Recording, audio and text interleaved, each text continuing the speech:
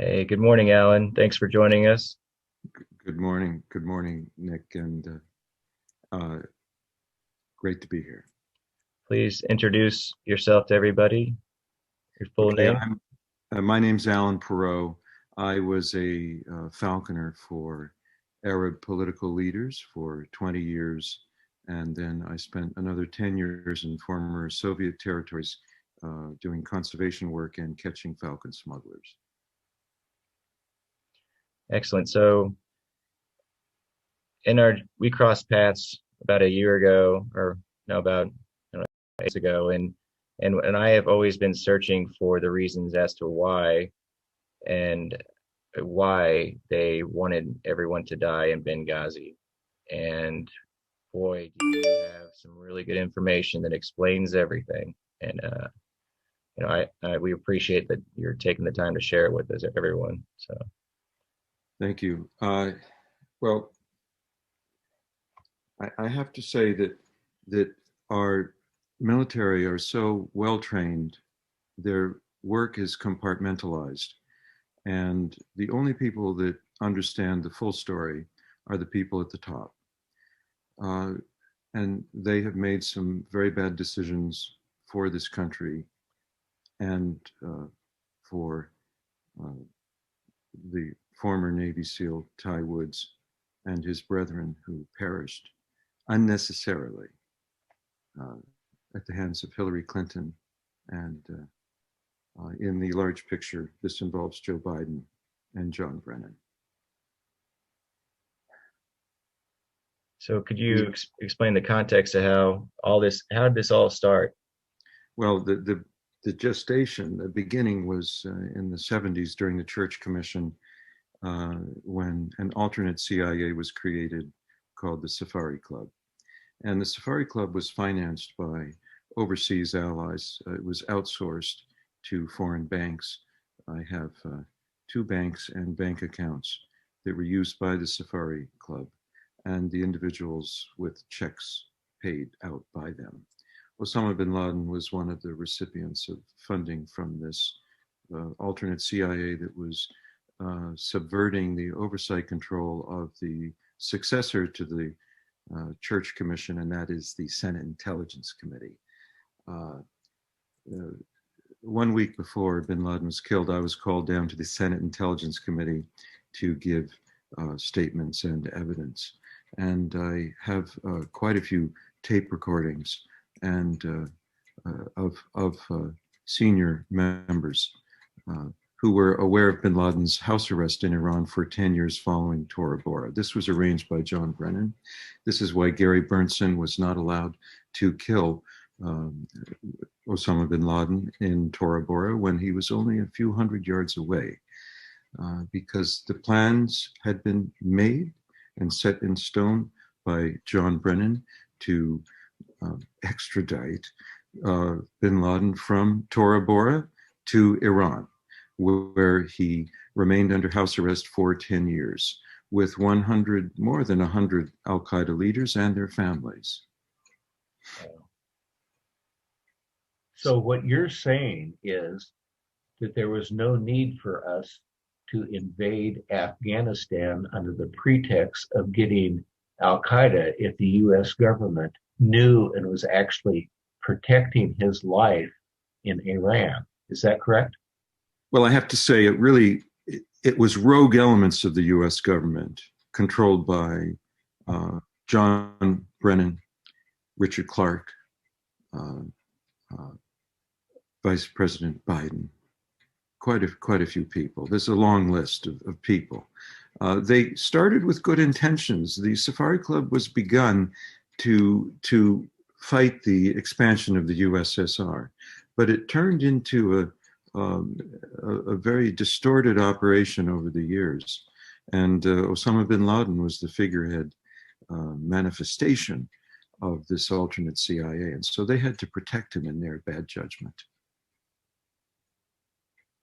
And you see, one lie leads to another. Our parents always taught us this. And so when my team, we planned a program to go in and get bin Laden in Iran. we were going to catch him when he was falconry hunting, because I spent 20 years living with Arab political leaders, training their falcons and going out in these camps, hunting with them. And then I noticed there were terrorists coming into these camps, and the Royal Falconry camps are Al-Qaeda's boardroom. This is where these bad guys come. There are no passport or border controls.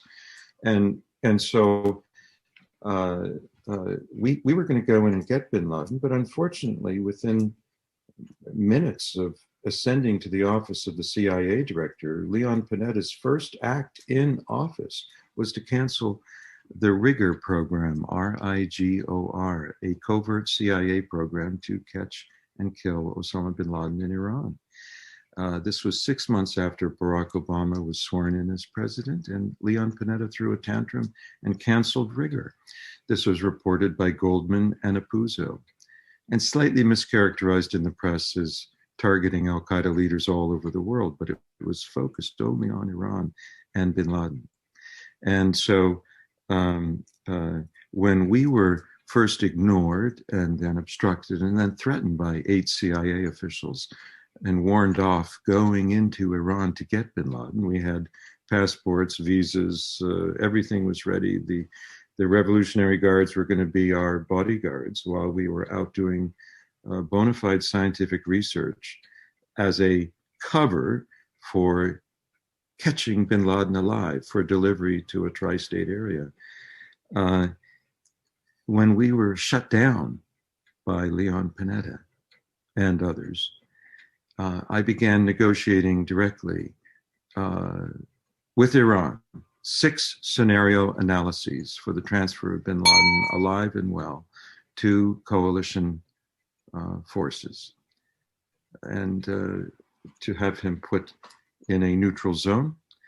And Iran is on tape agreeing to this. It was all done. It took 3 years to develop this. I had meetings in the Iranian mission at the United Nations. Ambassador Mohammed Kazai organized everything. Bakhsarai was the handler. There were several handlers. Everything was ready. And then I went to Governor Bill Richardson, New Mexico Governor Bill Richardson, on December 2nd and 3rd of 2010. He agreed to be the U.S. envoy to receive bin Laden for a transfer to coalition custody. And it turned out that bin Laden had already been moved to Abbottabad, Pakistan in August of 2010. And so— Why was he transferred there? He was transferred there because in the 6 scenario analyses that I discussed with Iran, by harboring Osama bin Laden and 100 al-Qaeda leaders, this represents an act of war against the United States. Their nuclear facilities could be bombed and their economy obliterated. So the time moves backwards instead of forwards. And the Iranians didn't want to risk exposing their complicity with John Brennan and others to harbor. You see, John Brennan and Clinton and Biden outsourced the imprisonment of al-Qaeda leaders to Iran. We think of outsourcing as being a commercial activity. They outsourced our military responsibilities to an untrustworthy adversary, Iran. And they did that to save Iran from retaliation for harboring terrorists. And so Iran had no choice in their estimation but to accept the offer of Clinton in lieu of my offer, which was transferred to a neutral zone, because that would have endangered their economy and their nuclear program. And so Clinton, forgive me, I want to ask you about this. So Clinton actually knew about this, right? She knew that they were willing to just hand him over to us. Tapes, registered letters, everything to Clinton. So she knew that they were ready, Iran was ready to give us bin Laden with no real struggle. And absolutely. So she decided to have him moved to Pakistan for a trophy kill. They moved him to Abbottabad in August of 2010. And that's our first overhead viewings of bin Laden walking in the garden. Everybody said he was crippled, but he walked down 3 flights of stairs to walk in a garden to advertise his presence, okay? It was an advertisement. Then the gas line was put on the third floor of the Abbottabad complex in August because his wives had to stay sequestered away from the other men. They had to cook in private without the purdah veil. And other things. One of bin Laden's sons said his father was strangely resigned to dying in Abbottabad. So he was held there in a gilded cage, awaiting his trophy kill. He was moved from Mashhad, Iran, into Abbottabad, and then moved to this prison complex, the Abbottabad compound. It was not there to protect him. It was there to keep him there, awaiting his appointment with destiny.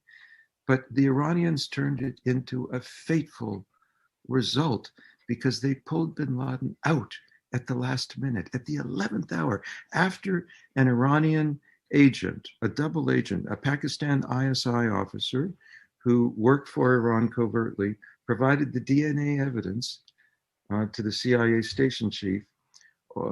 Finally, they were convinced it was bin Laden in Abbottabad, and they sent in SEAL Team 6. And Musharraf said he didn't know about the SEAL Team 6 coming in, but they had to let down the radar long enough for the helicopters to come in. And they only told Obama about the SEAL Team 6 kill mission after the radar was put back up and SEAL Team 6 could not go back into Afghanistan. It was then a one-way trip that could not be canceled. You see, we have a witness who witnessed Hillary and Panetta threatening Obama that if he didn't greenlight the bin Laden kill mission, they would expose him in the press and he would never survive politically. And he actually was reluctant to authorize the kill mission. That's why they pulled him off the golf course only after the mission could not be canceled. And so the agent provocateurs, the engineers of all of this were John Brennan, Hillary Clinton, Joe Biden. And when they went in there, trusting the Iranians had bin Laden there waiting for them, SEAL Team 6, your son. He was retired at that time. Actually. Yes, but the SEAL Team 6, they killed Osama bin Laden's double. How do we know that? One of the wives went running towards them before he shot him and said, "Don't shoot, he's a double." I don't know the language she used. And then if you read Cy Hirsch's book, he explains that they threw the body parts over the Hindu Kush mountains. They didn't even save them like they saved the sons of Saddam Hussein in a refrigerated tent, well preserved and with makeup, just to prove that the Wicked Witch was dead. They saved the sons of Saddam Hussein, but they did not save the corpse of Osama bin Laden because it was his double, and it could not handle the scrutiny of DNA testing on the ship.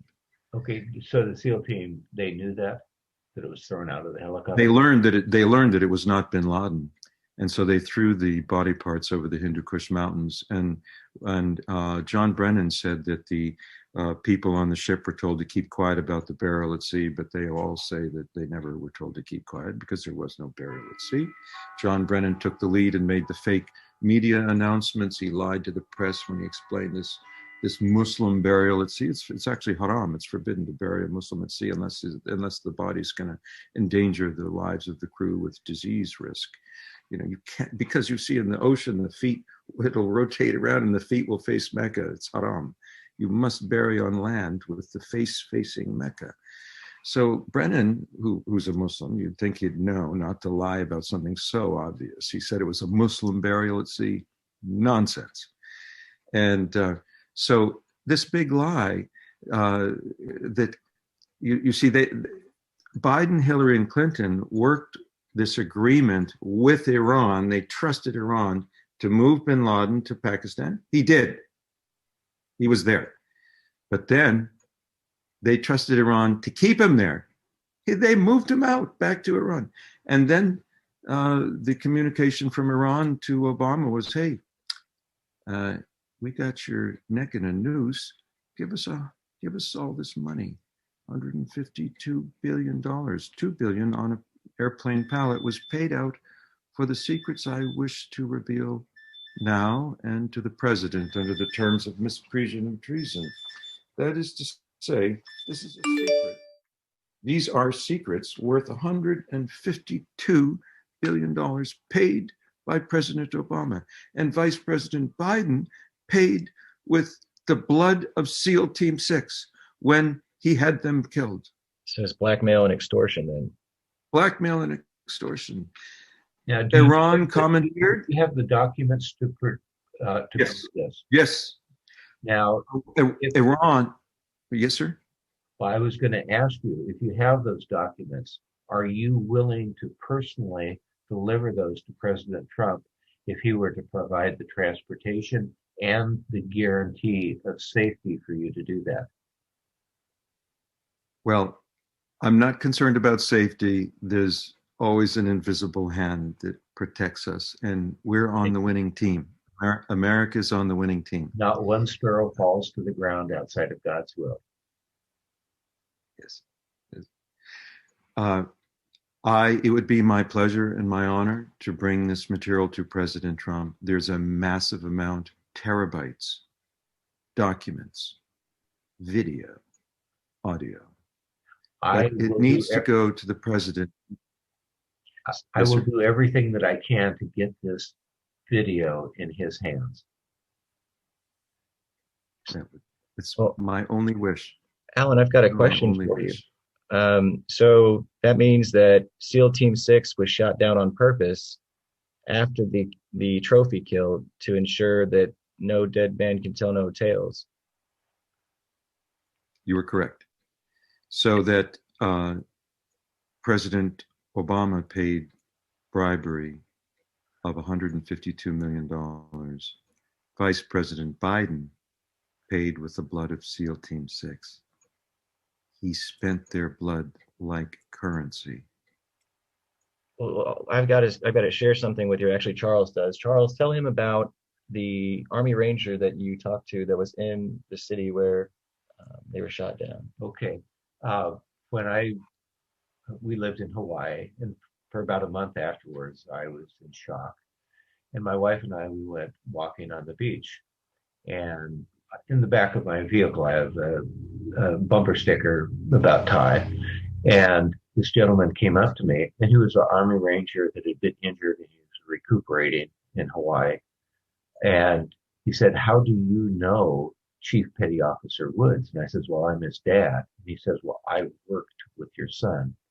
And we became very close. It was part of my healing process, actually, getting to know him.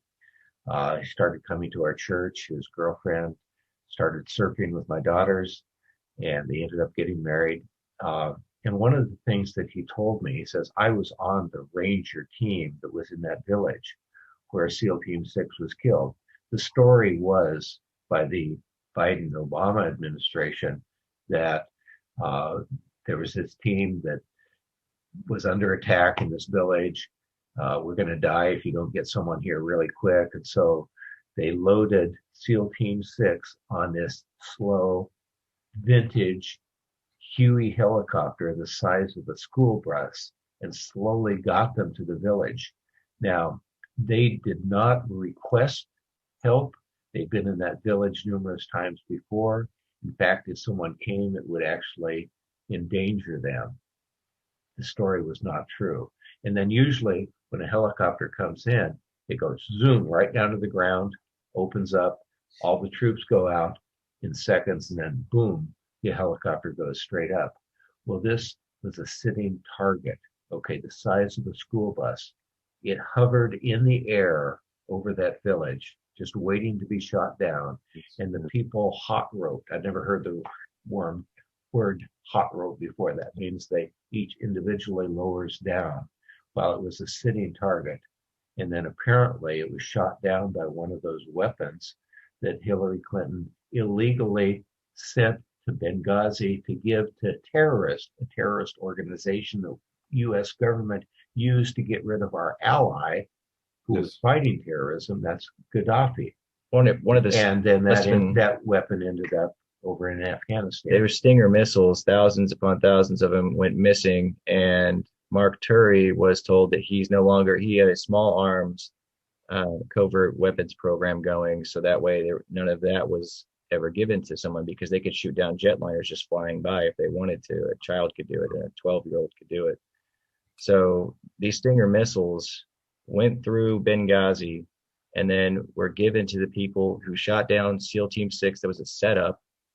They were covering their tracks there. And then when they found the serial number on one of the missiles, it is traced back to the CIA from Qatar, from that weapons cache of Stinger missiles. That's why they had to then cover their tracks after people found out that the missiles were from Qatar, and then they could trace back where they came from Hillary through Benghazi.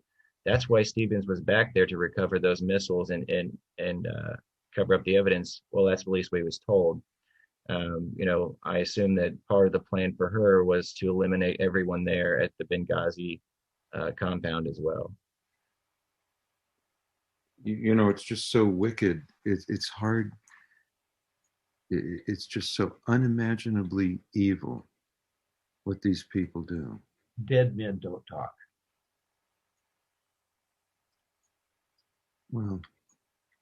Well, Alan, we'll talk. We will talk. You have some good news coming up here in the next week and a half. Yes, sir. It's going to be released, audio tapes, documents. I believe so. Yes. Yeah.